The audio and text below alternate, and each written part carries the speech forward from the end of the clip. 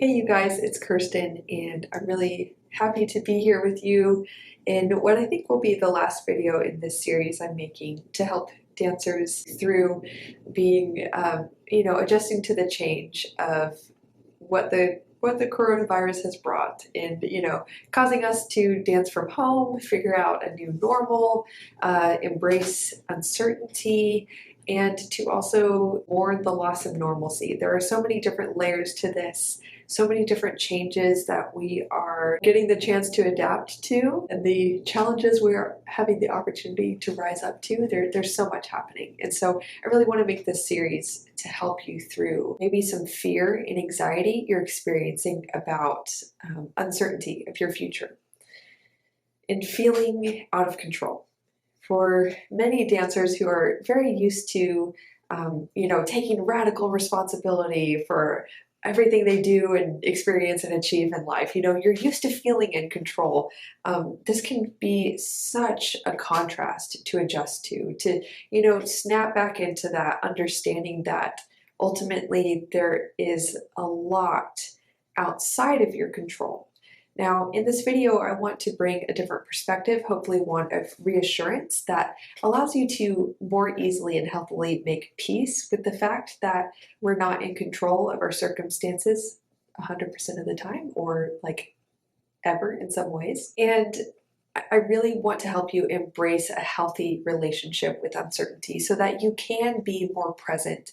You can healthily mourn the breaking of your expectations for your future. You can healthily process through the loss of normalcy, or what you thought was going to happen going forward.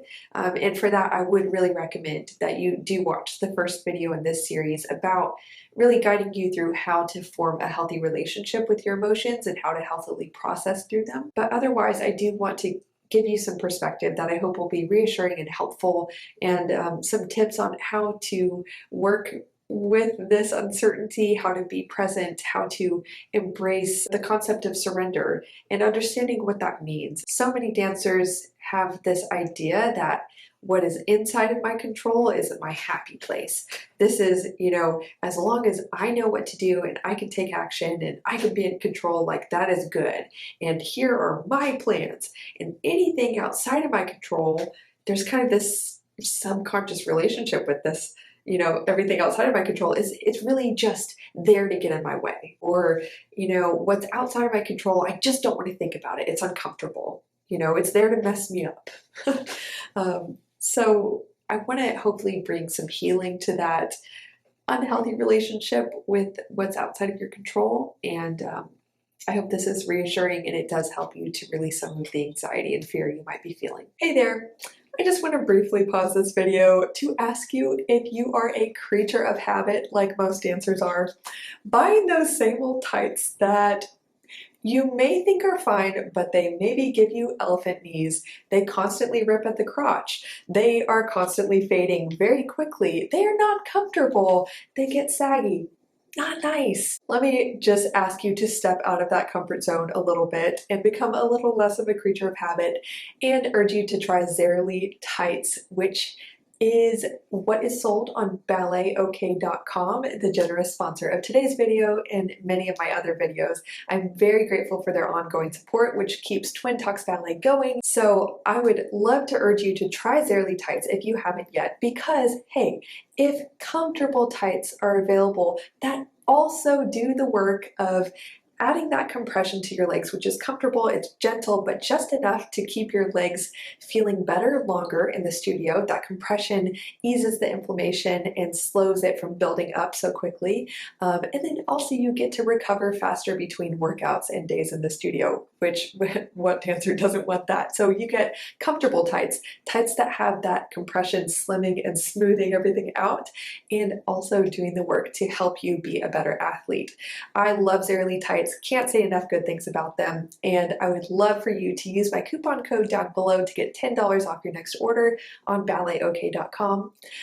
Support the sponsor that generously supports these videos. Speaking of ditching your old tights, once you have loved the heck out of your Zerily tights, or any other brand. You can also use BalletOK.com's recycling program specifically for tights. I love this concept. To learn more about it and how you can turn your tights in to get a discount on your next order of tights from BalletOK.com, just visit their website. It's all linked down below. And again, use my coupon code on your next order. So thank you again, BalletOK.com, and let's continue with the video. Whatever is within your control, you also have responsibility over. And I say this to first remind you that, by the way, what is in your control is your words, your actions, your feelings, what you do with those feelings, which then relays to what you feel next. So in a way, yes, you are in charge of your feelings. You're also in charge of your actions, of course. And so with these 4 things, that's plenty to have responsibility over. That's plenty to keep you busy. And I want to bring in that perspective of, thank goodness we are not in control of everything. You are not God, okay? And praise the good Lord, okay? Because what you are in control of, you have responsibility over. Imagine how exhausting it would be to make all the decisions about what your leotard is going to look like each day. Someone else made that leotard and designed it and constructed it and put it online to simplify the process of helping you choose what to wear. You weren't in control of what they made, but it helped you to decide, oh, yeah, I like that. I like your idea of a good design. I agree that's good. Yeah, I'll wear that. Thank goodness you're not in control of everything. You would have to make the body that you live in, construct your entire life from top to bottom, which you would have extreme decision-making fatigue. You would just be over with all the decisions you have to make. And then adding on that responsibility of not only what decisions you have to make for yourself, but how well you make them. It's incredibly exhausting. You have plenty to be busy with just taking responsibility for how you speak to yourself and others right now, how you choose to act and spend your time, how you choose to interact with your feelings. Not only that, but how you choose to interact with your thoughts. All these things actually go into determining not what you experience, but how you experience it. And of course, the more you take responsibility for those 4 things, the more you're able to be present, the more you actually are able to make positive changes in your circumstances, rather than to be purely a victim of them. And the way that we step into a healthy sense of control and responsibility is remembering that we're not totally in control of what we have and what we experience and the resources we have around us. We are in charge of how resourceful we are. We're also in charge of how we experience, how we choose to experience what we do experience. So maybe this time for you is one that used to bring up a lot of feelings of, oh my gosh, I'm out of control. Oh my gosh, I need to obsessively exercise for 8 hours a day to still feel in control, and I need to blah, blah, blah, blah, blah. If that's making you miserable, then that's how you are choosing to act, and that's how you're choosing to experience this time. Maybe this time could also, even though I don't want to invalidate that this is hard, and we're all figuring this out as we go, none of us are doing it perfectly, so just want to reassure you with that. You can also choose your experience in this time and say, you know what, I'm going to take this time to embrace uncertainty and to almost have a healthier relationship with my future. I'm going to work on questioning what it is that I really want in life, and even questioning, do I really need those things to be happy?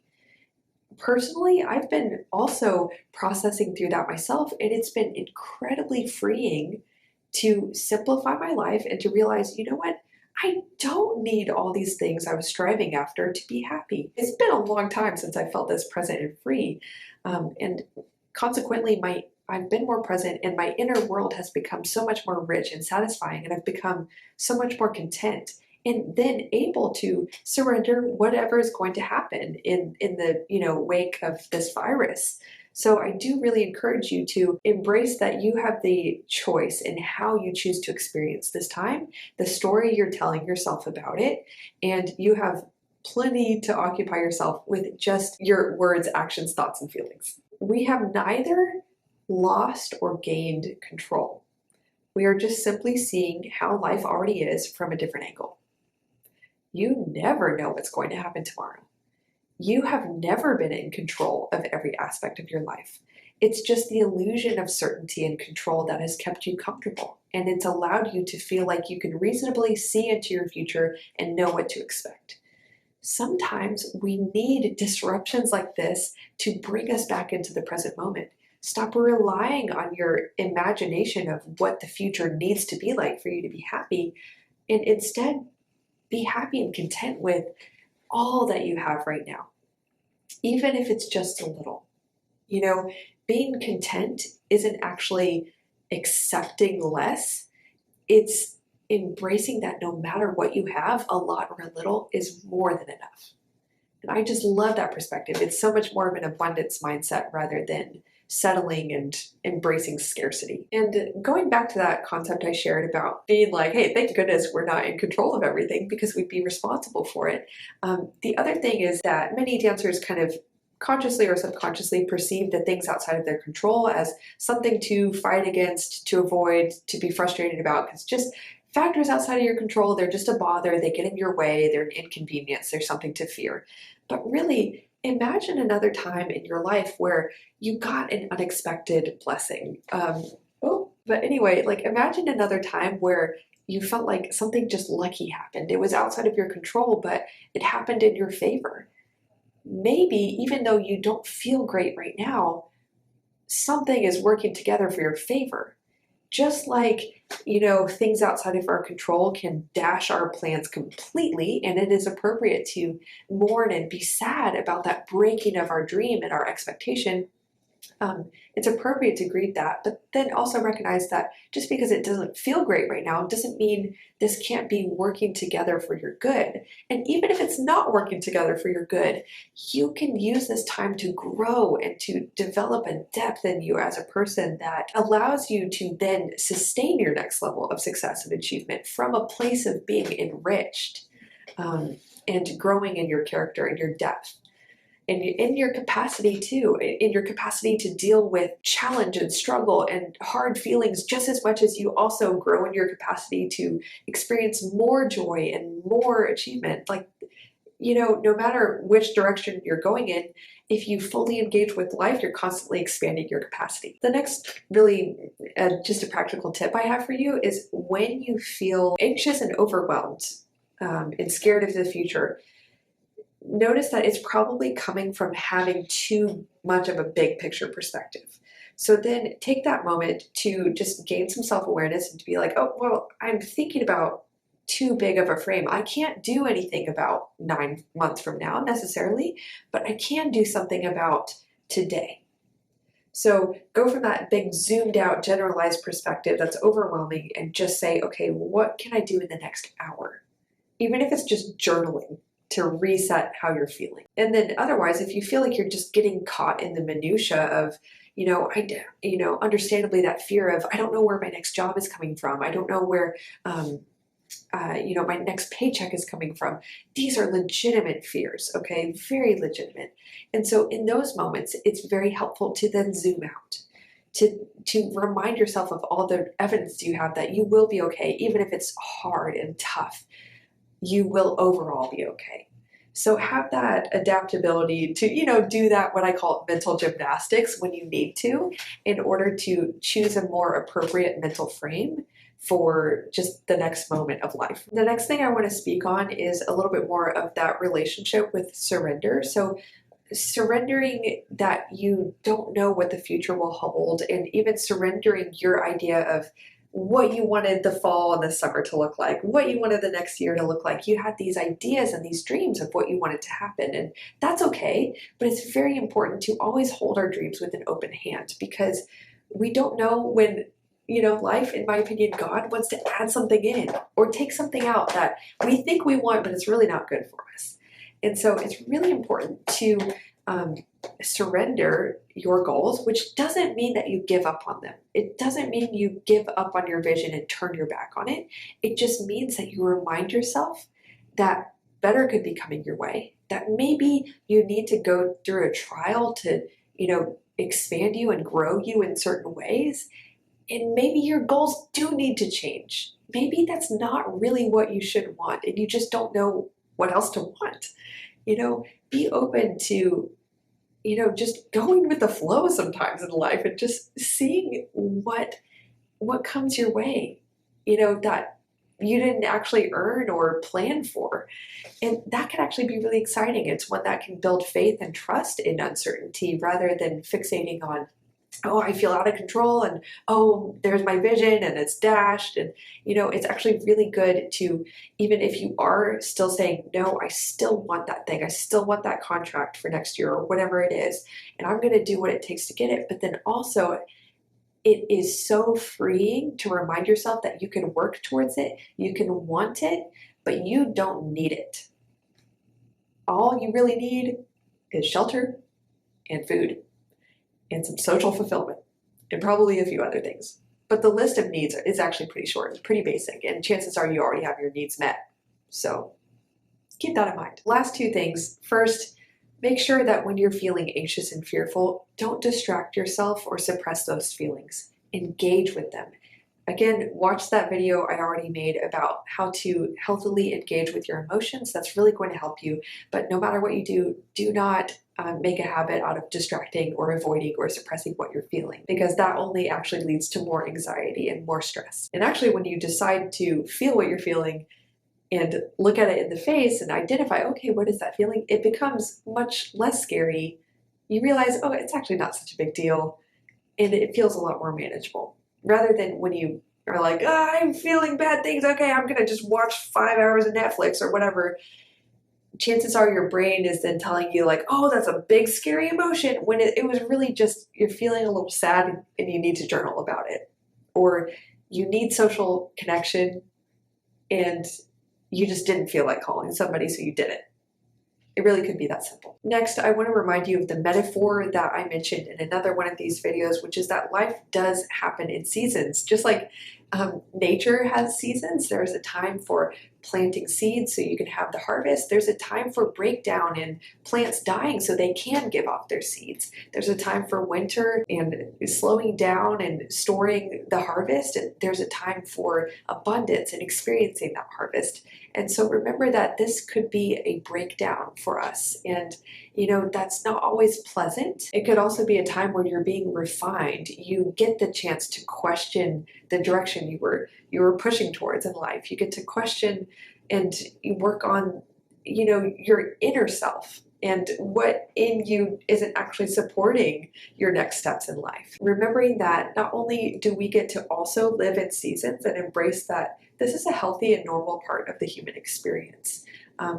But also, my last thing I want to share is that examine that even though this time could feel scary, remember that you can see it as a problem, or you could see it as a challenge, challenging you to grow or see things about yourself and about life and about your goals or whatever it is. See things that otherwise you would not see. And then also it can be an opportunity for you to grow in ways that you would never grow if you didn't have time and space or the awareness to take that opportunity.